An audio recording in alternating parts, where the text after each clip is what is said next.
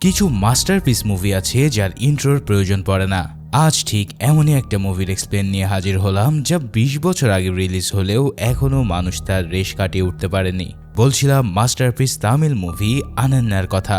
তাই চলো কোনো স্পয়লার না দিয়ে শুরু করি আজকের এক্সপ্লেনেশন।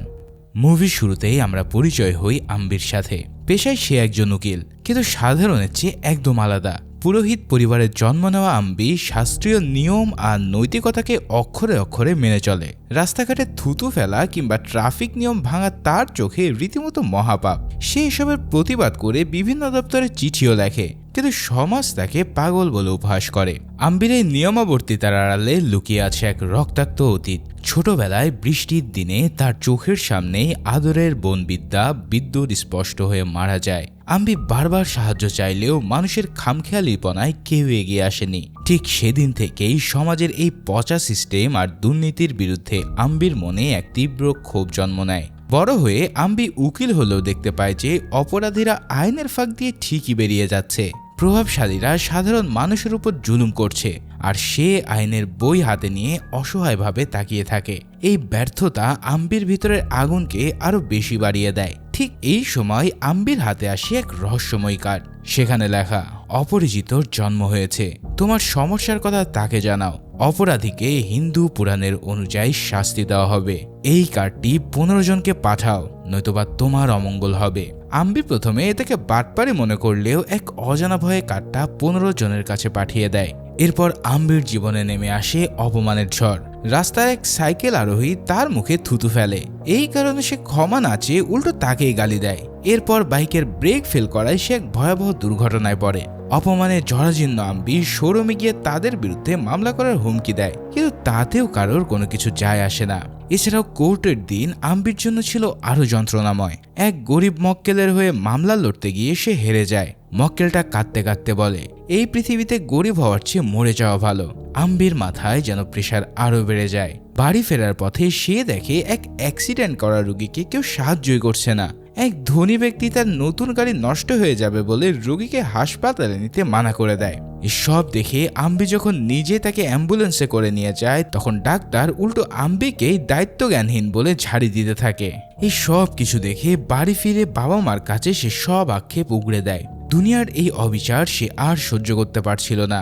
সেই রাতেই সে অপরিচিত.com ওয়েবসাইটে ঢোকে, আর সেখানে সে দেখতে পায় সমাজের ছোটখাটো অপরাধের জন্য গরুর পুরাণের কত ভয়ানক শাস্তির কথা বলা আছে।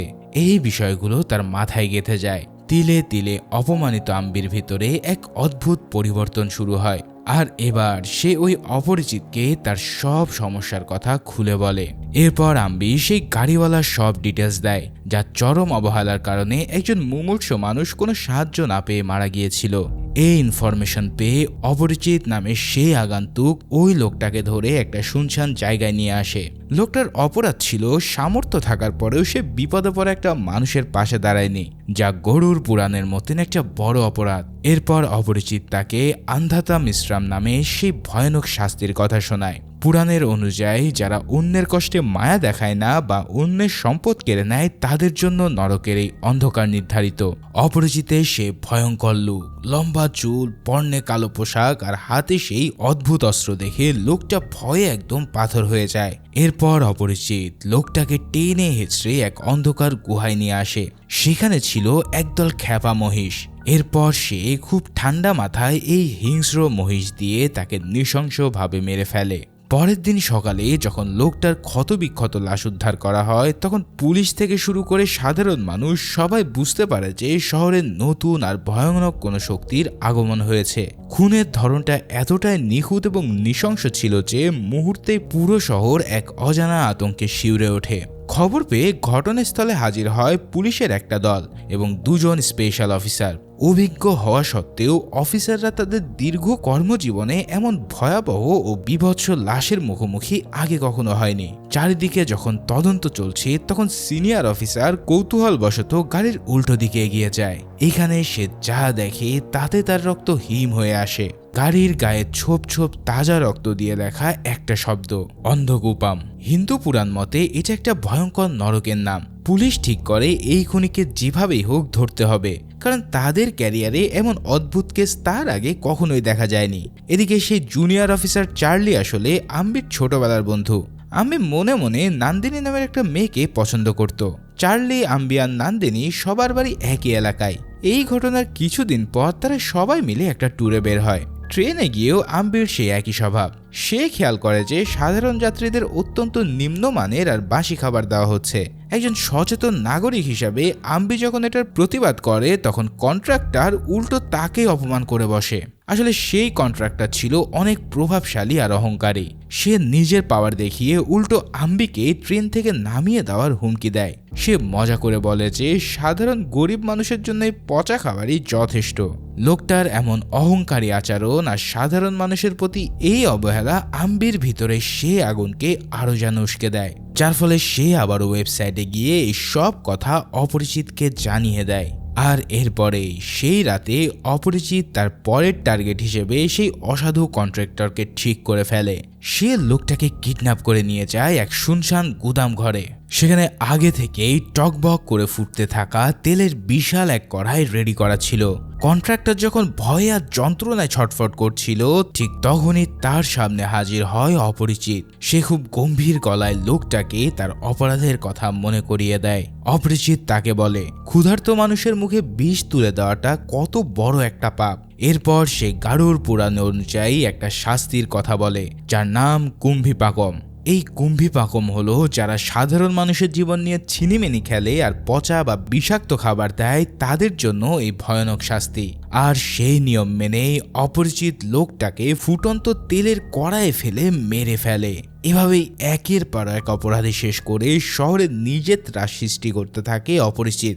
এই ঘটনার পর পুরো শহর জুড়ে এক ভয়ঙ্কর ত্রাসের সৃষ্টি হয়। পুলিশের উচ্চপদস্থ কর্মকর্তাদের রাতের ঘুম হারাম হয়ে যায়। ডিএসপি প্রভাকরকে এই সিরিয়াল কিলিং এর তদন্তভার দেওয়া হয়। সে লক্ষ্য করে যে খুনের প্রত্যেকটা ধরন প্রাচীন শাস্ত্রীয় বিধান মেনে করা হচ্ছে। পুরো শহর এখন থমথমে, কারণ কেউই জানে না কার উপর অপরিচিতের পরবর্তী নজর পড়বে। অন্যদিকে সেই দুই পুলিশ অফিসার রেলওয়ে কন্ট্রাক্টরের কারখানায় পৌঁছায়। ডেড বডি দেখে তো তাদের মাথা পুরোই নষ্ট হয়ে যায়। পুলিশ তাদের ক্যারিয়ারে এমন নৃশংস কেস আগে দেখেনি। এছাড়াও সবচেয়ে বড় ধাক্কাটা লাগে তখন যখন সিনিয়র ইন্সপেক্টর আবিষ্কার করে যে নিহত লোকটা আসলে তার নিজের বড় ভাই। রাগে ক্ষোভে অফিসার ঠিক করে এই খুনিকে ধরতে পারলে সে নিজ হাতে তাকে মেরে ফেলবে।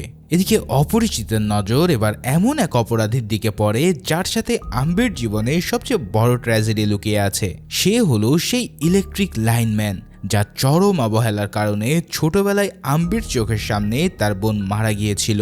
আম্বি অনেকবার চেষ্টা করেও তাকে শাস্তি দিতে পারেননি, কারণ দুর্নীতির এই সিস্টেমে অপরাধীরা সবসময় কোনো না কোনো ফাঁক দিয়ে বেরিয়ে যায়। তাই আম্বি একদিন হঠাৎ খেয়াল করে সে লাইনম্যান এখনো তার পুরাতন অভ্যাস বদলায়নি, যার ফলে ডিউটি চলাকালীন সে নেশা করছে আর সাধারণ মানুষের কোনো অভিযোগই কানে তুলছে না। তার এই চরম অহংকার আর দায়িত্ব জ্ঞানহীনতা দেখে আম্বি আবারও অপরিচিতকে তা জানিয়ে দেয় এবং সেই রাতেই অপরিচিত তাকে কিডন্যাপ করে একটা অন্ধকার ঘরে নিয়ে আসে। সেই অন্ধকার ঘরে ছিল বিশাল একটা গর্ত, আর তার ভিতর রয়েছে হাজার হাজার ক্ষুধার্ত আর বিষাক্ত চোখ। লোকটা যখন বাঁচার জন্য চিৎকার শুরু করে তখনই অপরিচিত তাকে মনে করিয়ে দেয় যে তার সামান্য এক মুহূর্তের অবহেলার কারণে কিভাবে এক নিষ্পাপ বাচ্চার প্রাণ কেড়ে নিয়েছিল। আর আজ সেই মহাপাপের চূড়ান্ত হিসেব করার টাইম চলে এসেছে। এই পাপের কারণে তাকে যে শাস্তি পেতে হচ্ছে তার নাম অন্ধকূপম। অন্ধকূপম হলো যারা নিজেদের উপরে থাকা দায়িত্ব ঠিকঠাক মতো পালন না করে অন্যর জীবনকে বিপদে ফেলে, তাদের জন্য এই শাস্তি নির্ধারিত।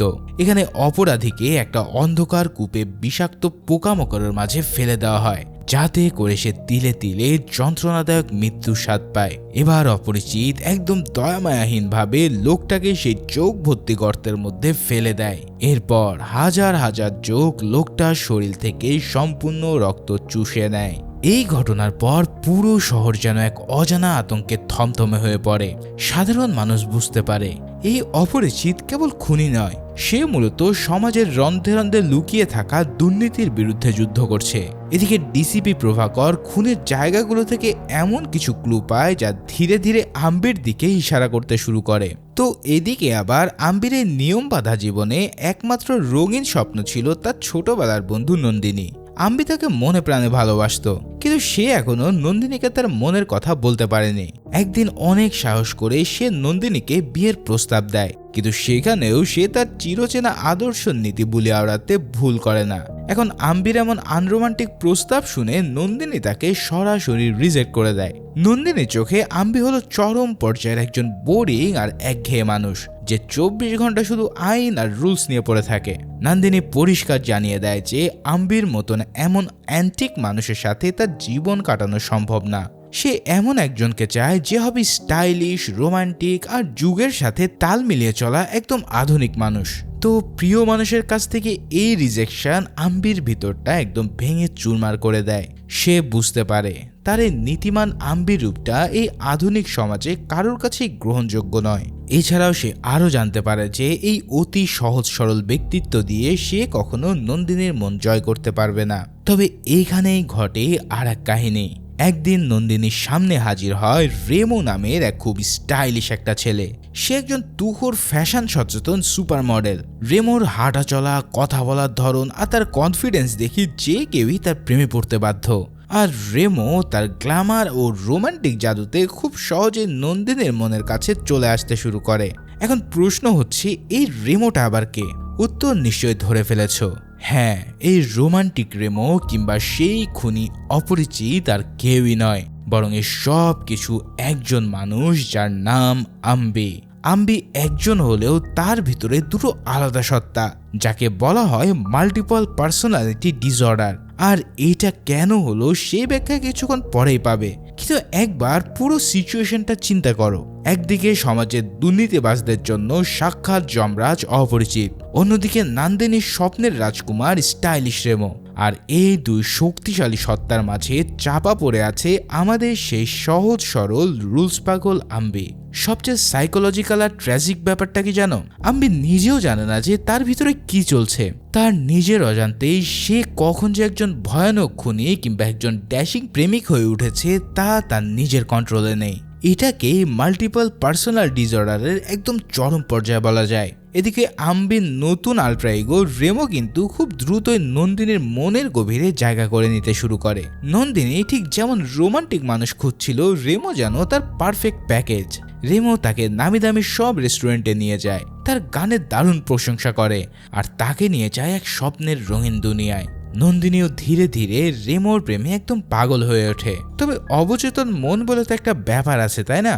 রেমোর চোখের গভীরতাতে নন্দিনী মাঝে মাঝে সেই সহজ সরল আম্বির ছায়া দেখতে পায়, যা তাকে ক্ষণিকের জন্য হলেও একটু কনফিউজ করে দেয়। কিন্তু রেমোর এই রোমান্টিক ফ্যান্টাসির দুনিয়ার বাইরে আম্বির বাস্তব জীবনে নেমে আসে এক চরম হতাশা। কোর্টে আম্বির কাছে একজন অসহায় বৃদ্ধ লোক আসে। সে তার বাপদাদার পৈতৃক সম্পত্তি ফিরে পাওয়ার জন্য বছরের পর বছর ধরে এক দুর্নীতিবাজ ল্যান্ড রেজিস্ট্রার অফিসের দরজায় কড়া নাড়ছে, কিন্তু ঘুষ ছাড়া ওই অফিসার ফাইলে একটা আঁচড় কাটতেও রাজি না।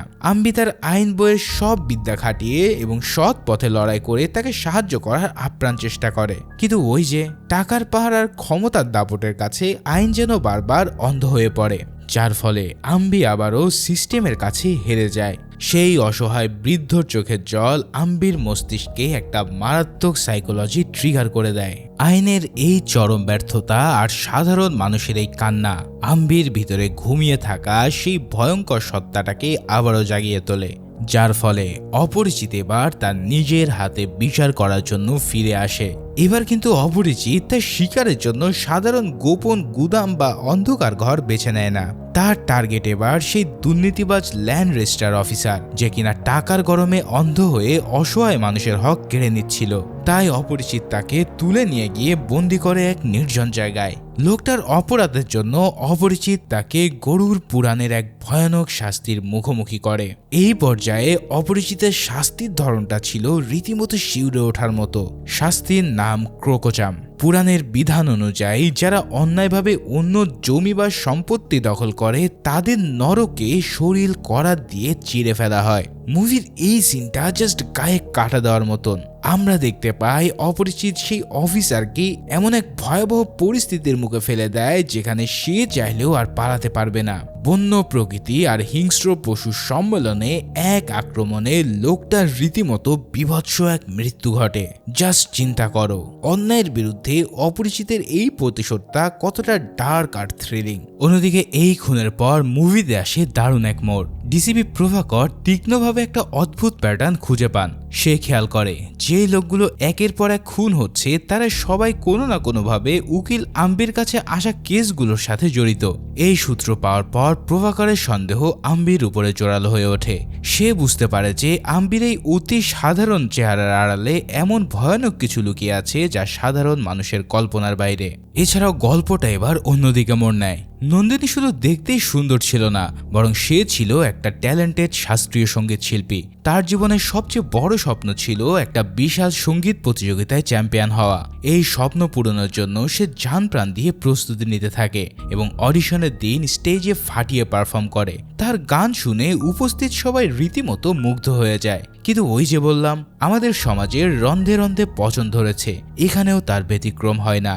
এখানে বিচারকরা মেধার কোনো দাম না দিয়ে এক প্রভাবশালী ব্যক্তির অযোগ্য মেয়েকে বিজয়ী ঘোষণা করে দেয়। অথচ সেই মেয়েটার গান নন্দিনীর ধারে কাছেও ছিল না, যার ফলে নিজের চোখের সামনে এমন অবিচার দেখে নন্দিনী কান্নায় ভেঙে পড়ে। সে তার এই কষ্টের কথা শেয়ার করে তার স্বপ্নের পুরুষ রেমোকে। এখানে রেমো তাকে সান্ত্বনা দেয় ঠিকই, কিন্তু তাদের এই আলাপের সময় আম্বির অবচেতন মন আবারও জাগিয়ে দেয় অপরিচিতকে। এই বিচার তার পক্ষে হজম করা সম্ভব ছিল না। তবে এবারের ঘটনাটা একটু অন্যরকম। এই অপরিচিত এবার কাউকে সরাসরি মেরে ফেলে না। মাঝরাতে সে একদম সাক্ষাৎ যমদূতের মতন ওই অসাধু বিচারকের বাড়িতে গিয়ে হাজির হয়। অপরিচিতের গম্ভীর গলার আওয়াজ শুনে ওই বিচারকের ভয়ে আত্মা শুকিয়ে যায়। এখানে অপরিচিত তাকে ওয়ার্নিং দিয়ে দেয়, যদি সে এই মেধার অবমূল্যায়ন বন্ধ না করে তবে তার জন্য গারুড় পুরাণের সবচেয়ে ভয়াবহ শাস্তি অপেক্ষা করছে। আর যাবে কোথায়? এমন ভয় পেয়ে সে পরের দিনে নিজের ভুল সূত্রে তাকে বিজয় করে দেয়। কিন্তু অপরিচিতের আসল অ্যাকশন তো এখনো বাকি। এদিকে উকিল আম্বির কাছে এবারও আরেকটা হৃদয় বিদারক কেস এসে হাজির হয়। এক মর্মান্তিক দুর্ঘটনায় পুরো পরিবার শেষ হয়ে গেছে। তদন্তে বেরিয়ে এসেছে যে গাড়ি ব্রেক ফেল করার কারণে এই ভয়াবহ দুর্ঘটনা। আম্বি যখন নিজের মতো করে গভীরভাবে খোঁজ নেয়, তখন যেই সত্যটা সামনে আসে তা শুনে রক্ত গরম হয়ে যাবে। আম্বি জানতে পারে ব্রেক মেরামতের সময় মেকানিক আর পার্টস সাপ্লায়ার মিলে স্রেফ কয়েকটা টাকা বাঁচানোর লোভে সেখানে পুরানো আর নিম্নমানের ব্রেক কেবল ব্যবহার করেছিল। চিন্তা করো, এই সামান্য টাকার লোভের কারণে একটা হাসি খুশি পরিবার নিমিষেই ধ্বংস হয়ে গেল। সাধারণ মানুষের এই অবহেলা আম্বির ভিতরে অপরিচিতকে আরও একবার ভয়ঙ্কর রূপ নিতে বাধ্য করে। অপরিচিত এবার তার পরবর্তী টার্গেট হিসাবে সেই অসাধু মেকানিককে বেছে নেয়। মুভির এই অংশটা ছিল সবচেয়ে ইন্টেন্স আর হাড়হিম করা। অপরিচিত ওই লোকটাকে তুলে নিয়ে যায় এক নির্জন পশুর খামারে, যেখানে হাজার হাজার খ্যাপাটে ষাঁড় আর মহিষ রাখা ছিল। সেখানে দাঁড়িয়ে সে ঘোষণা করে গরুড় পুরাণের পরবর্তী শাস্তি উগ্রাম।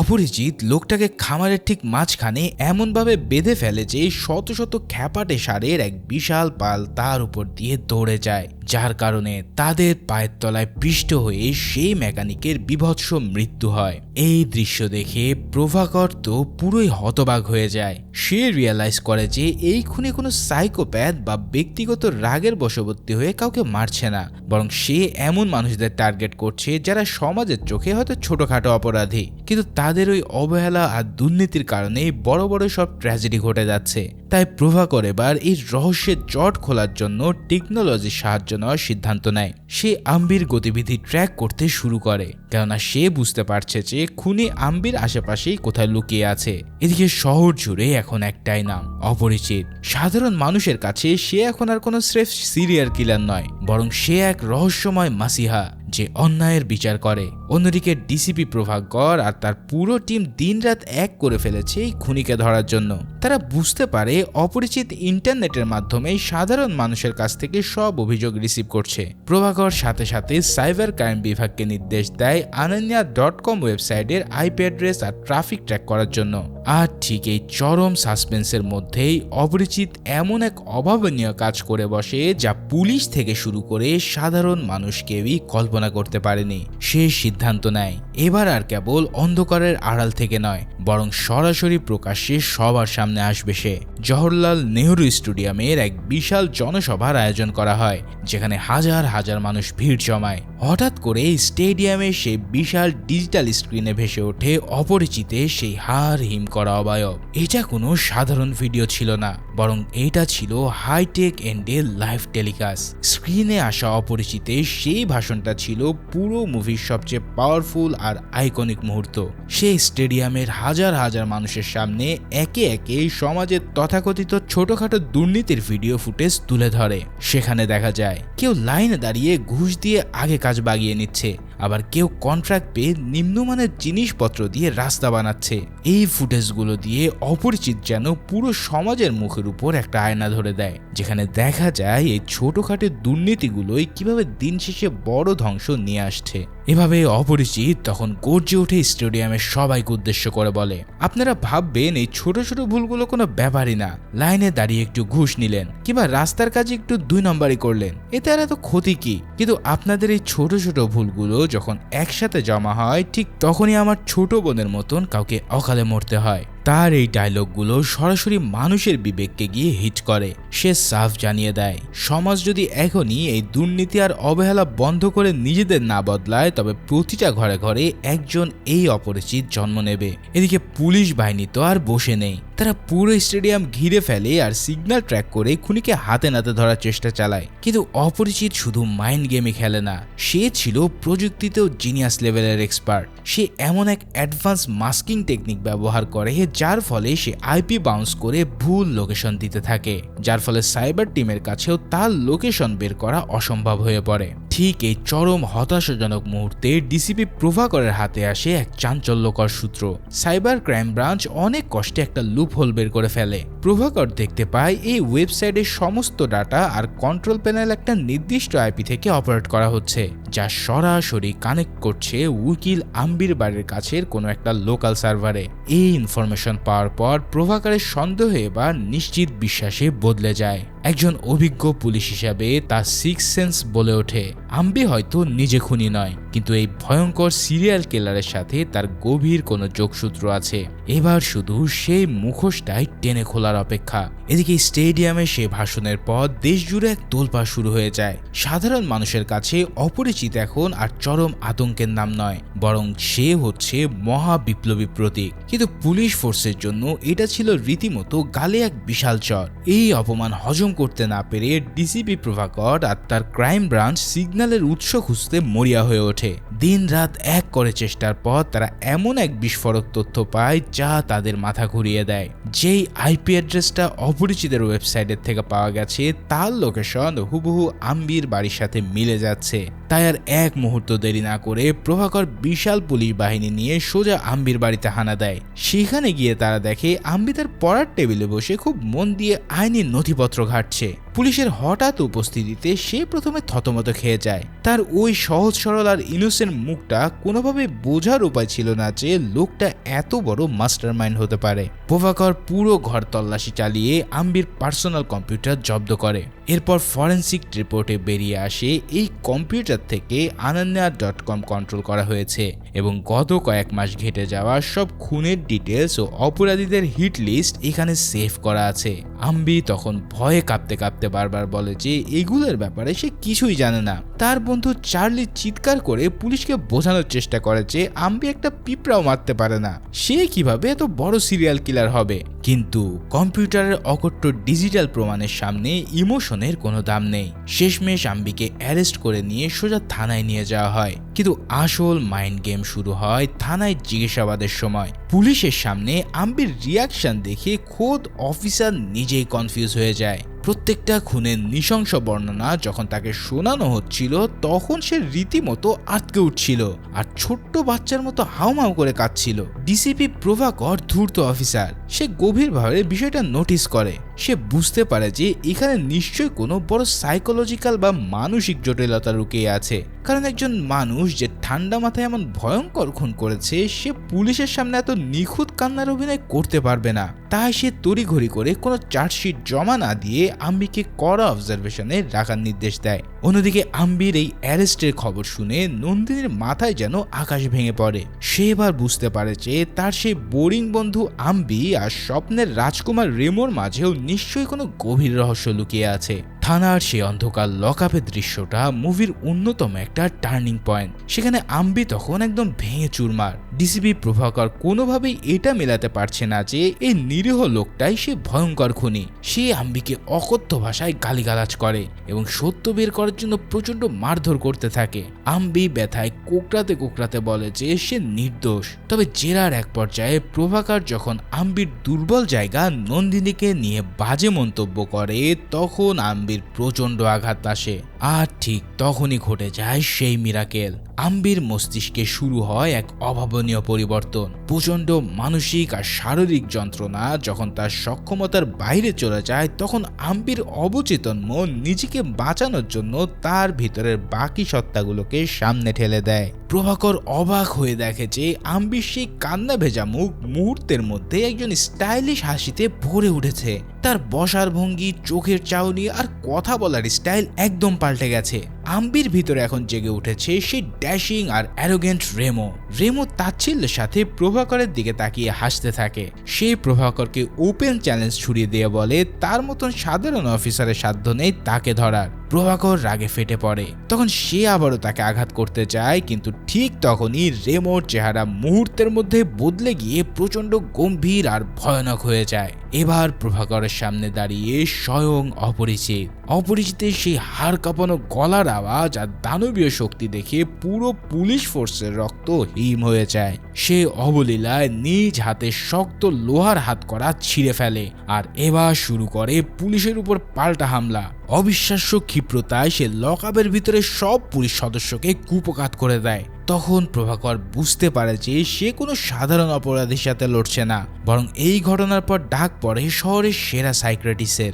আম্বিকে এবার একটা কাচের ঘরে বন্দী করে রাখা হয় এবং হাই ডেফিনিশন ক্যামেরা দিয়ে তার প্রত্যেকটা নড়াচড়া মনিটর করা শুরু হয়। ডক্টর যখন আম্বিকে হিপনোটাইজ করার চেষ্টা করে তখন ক্যামেরার সামনে যা ঘটেছিল তা ছিল সাইকোলজি ইতিহাসের এক বিরল ঘটনা। আম্বির প্রতিটা উত্তরের সাথে সাথে তার চেহারার অভিব্যক্তি, কণ্ঠস্বর, এমনকি চোখের মনির আকারও অদ্ভুতভাবে বদলে যেতে থাকে।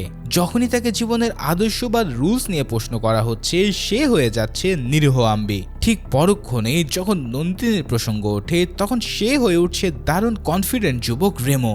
আর যেই মুহূর্তে ডাক্তার সমাজের দুর্নীতির কথা তোলে তখনই সে হয়ে যায় অপরিচিত। এই বিশ্লেষণের পর ডাক্তার ডিসিপি প্রভাকরকে এক ভয়ঙ্কর সত্য জানায়। সে বলে আম্বি আসলে মাল্টিপল ডিসঅর্ডার নামের এক বিরল মানসিক রোগে ভুগছে। তার অবচেতন মন ছোটবেলার ট্রমা এবং বর্তমান সমাজের পচা সিস্টেমের প্রতি ঘৃণা সামলাতে না পেরে নিজ অজান্তেই এই আলাদা আলাদা সত্তা তৈরি করে নিয়েছে। সবচেয়ে ট্র্যাজিক সত্য হলো আম্বি যখন কোনো একটা সত্তার ভিতরে থাকে তখন সে অন্য দুটো সত্তার কর্মকাণ্ডকে কিছুই মনে রাখতে পারে না। অর্থাৎ আম্বি নিজেই জানে না যে সে রাতে অপরিচিত হয়ে কাউকে শাস্তি দিচ্ছে কিংবা সেই রেমো সেজে নন্দিনীকে প্রেমের নিবেদন করছে। বিজ্ঞানের এই ব্যাখ্যা শুনে নন্দিনী পুরো স্তব্ধ হয়ে যায়। সে অবশেষে বুঝতে পারে যে যাকে সে বোরিং বলে রিজেক্ট করেছে সেই সহজ সরল আম্বির ভিতরেই লুকিয়ে আছে তার স্বপ্নের পুরুষ রেমো এবং সমাজের এক ভয়ঙ্কর ন্যায় বিচারক। আম্বি মাল্টিপল পার্সোনালিটি ডিসঅর্ডারের বিষয়টা নিশ্চিত হওয়ার পর ডিসিপি প্রভাকর এক চরম দোটানায় পড়ে যায়। একজন পুলিশ অফিসার হিসেবে সে চেয়েছিল এই সিরিয়াল কিলারকে ফাঁসিতে ঝোলাতে, কিন্তু আম্বি ছিল এক গুরুতর অসুস্থ রোগী। সিসিটিভি ফুটেজে দেখা যাচ্ছিল এক অভাবনীয় দৃশ্য। কাচে ঘেরা ঘরের ভিতরে একা বসে থাকা আম্বি কয়েক সেকেন্ডের ব্যবধানে সম্পূর্ণ তিনজন আলাদা মানুষে বদলে যাচ্ছে। ডাক্তাররা যখন তাকে আঘাত করছিল সে ছিল অসহায় আম্বি, কিন্তু যেই মুহূর্তে তাকে রাগিয়ে দেওয়া হচ্ছিল অমনি সে হয়ে ওঠে ভয়ঙ্কর অপরিচিত। আর এই ফুটেজই শেষমেশ মামলার মোড় ঘুরিয়ে দেয়। আম্বিকে যখন আদালতে তোলা হয় তখন সরকার আইনজীবী তাকে একটা ধূর্ত খুনি আর ভণ্ড হিসেবে প্রমাণ করার আপ্রাণ চেষ্টা করে। তার যুক্তি ছিল আম্বির ফাঁসি থেকে বাঁচতে এই রোগের নাটক সাজিয়েছে, কিন্তু মেডিকেল রিপোর্ট আর সেই সিসিটিভি ফুটেজ প্রমাণ করে দেয় যে খুনের সময় আম্বির আসল সত্তাটা পুরোপুরি অচেতন ছিল। তাই শেষ পর্যন্ত আদালত এক ঐতিহাসিক রায় ঘোষণা করে, আম্বিকে মৃত্যুদণ্ড বা জেল না দিয়ে একটা উচ্চ নিরাপত্তা সম্পন্ন মানসিক হসপিটালে পাঠানো হয়। আদালতের পর্যবেক্ষণ ছিল আম্বি নিজে কোনো অপরাধী নয়, বরং সে আমাদের এই পচা সিস্টেমের শিকার। এভাবে হসপিটালে আম্বির উপরে ইন্ট্রিগেশন থেরাপি দেওয়া শুরু হয়। লক্ষ্য ছিল আম্বি, রেমো এবং অপরিচিত এই তিনটা বিচ্ছিন্ন সত্তাকে মিলিয়ে একটা পূর্ণাঙ্গ মানুষে ফিরিয়ে আনা। এটা ছিল আম্বির জন্য এক যন্ত্রণাদায়ক প্রক্রিয়া। তাকে বিভিন্ন শক্তিশালী ড্রাগস দেওয়া হতো এবং বারবার হিপনোটাইজ করা হতো। ডাক্তাররা তাকে এমন সব পরিস্থিতির মুখোমুখি করত যেখানে তার তিনটা সত্তাই একই সাথে সক্রিয় হতে বাধ্য হতো। আম্বির মস্তিষ্ক যেন এভাবে এক রণক্ষেত্র হয়ে ওঠে। চিকিৎসার এক পর্যায়ে আম্বি যখন বুঝতে শুরু করে যে সে নিজেই সেই ভয়ঙ্কর খুনগুলোর কারিগর, তখন তার ভিতরে তীব্র অপমানবোধ জন্ম নেয়। নন্দিনী প্রায়ই হসপিটালে তাকে দেখতে আসতো এবং তার এই করুণ অবস্থা লক্ষ্য করত। দীর্ঘ কয়েক মাস নিবিড় পর্যবেক্ষণের পর আম্বির মধ্যে উন্নতি দেখানো শুরু হয়। তার বিচ্ছিন্ন সত্তাগুলো ধীরে ধীরে একটা সুতোয় বাঁধা পড়তে থাকে। এভাবে কয়েক বছর পর আম্বি এখন অনেক সুস্থ। তার সেই তিনটা সত্তা মিলেমিশে এখন একটা একক ব্যক্তিত্বের রূপ নিয়েছে। আম্বি এখন সচেতন। আম্বি এখন জানে যে তার ভিতরে জমে থাকা ক্ষোভ আর অপূর্ণ ইচ্ছার প্রতিফলন ছিল সেই চরিত্রগুলো। তাই তো হসপিটাল থেকে মুক্তি দেওয়ার আগে আম্বিকে শেষবারের মতন একটা কঠিন পরীক্ষার মুখোমুখি করা হয়। ডক্টররা তাকে ইচ্ছে করেই উস্কানিমূলক পরিস্থিতির মধ্যে ফেলে, কিন্তু দেখা যায় আম্বি এখন আগের চেয়ে অনেক বেশি শান্ত আর ধীর স্থির। সেই অন্যায়ের প্রতিবাদ করতে চায় ঠিকই, তবে সেটা নৃশংস উপায়ে নয়। ডাক্তারের রিপোর্টের ভিত্তিতে আদালত তাকে শর্ত সাপেক্ষে মুক্ত করে দেয়। ফাইনালি হসপিটালের গেটে নন্দিনী অধীর আগ্রহে তার জন্য অপেক্ষা করছিল। আম্বি তার পুরাতন আম্বিকে ফিরে পেয়েছে ঠিকই, কিন্তু এই আম্বির আগের মতন আর ভীরু নয়। তার মাঝে এখন রেমোর আত্মবিশ্বাস আর অপরিচিতে সেই তীক্ষ্ণ তেজ মিলেমিশে একাকার হয়ে গেছে। বাড়ি ফেরার উদ্দেশ্যে আম্বি আর নন্দিনী ট্রেনের যাত্রা শুরু করে। তারা দুজনেই মনে করছিল যে জীবনের সেই অন্ধকার অধ্যায়টা হয়তো চিরতরে শেষ হয়ে গেছে, কিন্তু নিয়তি তাদের জন্য ট্রেনের কামরাতে এক চূড়ান্ত পরীক্ষার আয়োজন করে রাখে। তাদের কামরায় প্রবেশ করে সেই একই ইলেকট্রিক লাইনম্যান, যার চরম অবহেলার কারণে ছোটবেলায় আম্বির মন মারা গিয়েছিল। লোকটা আগের মতোই মাতলামি করছে এবং অন্য যাত্রীদের সাথে অত্যন্ত অভদ্র আচরণ শুরু করে। তবে এখানে আম্বিরকে দেখা যায় খুব শান্তভাবে, তাই সে কোনো চেঁচামেচি বা পাগলামো না করেই বাইরের কম্পার্টমেন্টে চলে যায়। এটা দেখে ফাইনালি নন্দিনী ভাবে যে না, আম্বি হয়তো নিজেকে ঠিক করে ফেলেছে। তাই সে যখন আবার আম্বির কাছে আসে তখন সে এমন সত্য জানতে পারে যাতে তার হুঁশ একদম উড়ে যায়। এখানে দেখা যায় আম্বি ইতিমধ্যে ওই লোকটাকে এমন জোরে এক ধাক্কা দেয় যে ওই লোক চলন্ত ট্রেন থেকে ছিটকে পড়ে নিজের প্রাণ বিলিয়ে দেয়। এই দৃশ্য দেখে নন্দিনী স্তব্ধ হয়ে আম্বির দিকে তাকায়, আর আম্বি তার দিকে ফিরে একটা রহস্যময় হাসি দেয়। সেই হাসিতে আম্বির সরলতা থাকলেও চোখের দৃষ্টিতে ছিল অমেঘ ন্যায় বিচার। আম্বি তাকে বুঝিয়ে দেয় যে সে এখন আর নিয়ন্ত্রণের বাইরে নয়, বরং সে জানে কখন কিভাবে অন্যায়ের প্রতিবাদ করতে হয়, তবে সেটা একদম ঠান্ডা মাথায়।